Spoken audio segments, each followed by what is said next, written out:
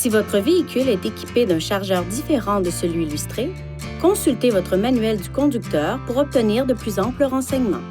La fonction de recharge normale peut être exécutée à l'aide d'un chargeur installé dans votre maison et qui est câblé dans un circuit dédié.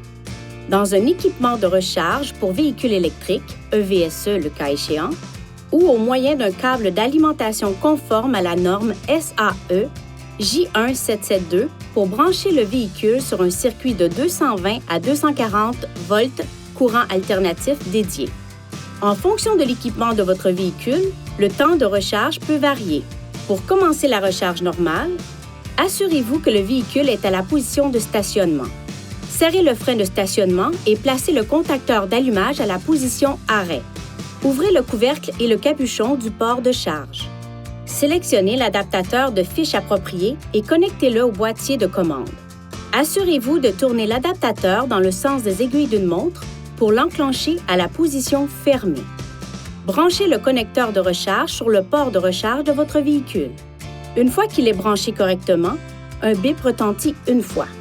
Si la recharge a commencé ou que la batterie atteint une minuterie de recharge pré-réglée, un bip retentira 2 fois et le témoin de l'état de recharge s'allumera. Une fois la recharge terminée, avec le véhicule verrouillé, déverrouillez le véhicule et appuyez sur le bouton situé sur le connecteur de recharge, puis déverrouillez-le et débranchez le connecteur de recharge du port.